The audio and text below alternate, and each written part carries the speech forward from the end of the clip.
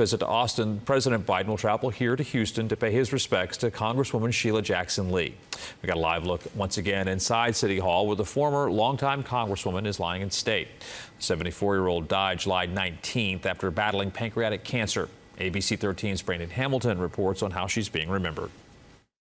You can see here the line wrapped around City Hall. That is a testament to what Congresswoman Sheila Jackson Lee meant to this community. This is a celebration. A celebration fit for a giant on the steps of Houston's City Hall. God does not allow us to choose when we lose a loved one, a friend, or a colleague. But He does allow us to celebrate their life and pay our respect and honor them. Hundreds coming out Monday morning to honor the life of Congresswoman Sheila Jackson Lee and her decades of service.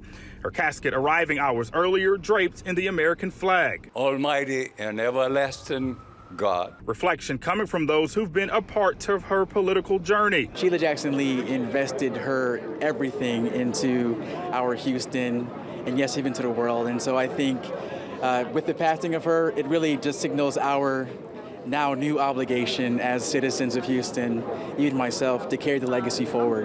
We must honor this flag at all times. Congresswoman Sheila Jackson Lee, seen here speaking on Memorial Day, just a week before revealing she'd been diagnosed with pancreatic cancer.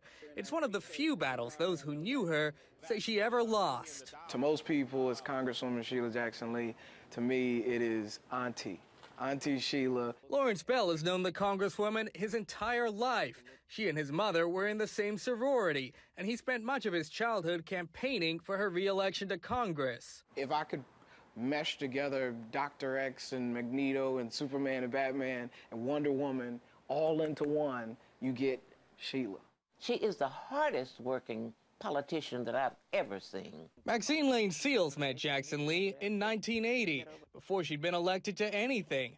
Her first 3 bids for judge failed before being appointed a municipal judge in 1987, and then winning an at-large position on Houston City Council in 1989. That we have to overcome. Making her Houston's first African-American woman to hold a citywide office. She was my first client.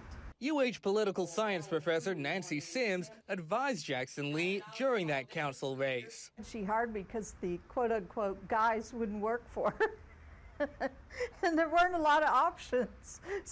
And when Jackson Lee was elected to Congress in 1994, Sims says she took up the mantle of women's rights, spearheading the charge to renew the Violence Against Women Act. She also pushed for a bill to prosecute police misconduct and sponsored the bill that made Juneteenth a federal holiday. She's a person that just have to be out there, have to be working. Evident by her frequent appearances at funeral and church services around her district. For Sheila, you can be assured if you called her, she was going to be there. But Lane Seals, a longtime North Forest ISD school board member, is most grateful to the Congresswoman for trying to save the district before it was dissolved in 2013. Sheila was the only, I want to say that loud, only elected official that stood tall and stood with this community. What her friends say she did every day of those 29 years she represented Houston. To her sorority sisters of Alpha Kappa Alpha. Sheila Jackson Lee was a milestone for all of us that grew up, and being an Alpha Kappa Alpha woman, she wore the title very well. The sentiment from everyone, because she gave so much to Houston, being here to honor her life was the least they could do. Congresswoman Sheila Jackson Lee will lie in state here inside the rotunda until 7 this evening.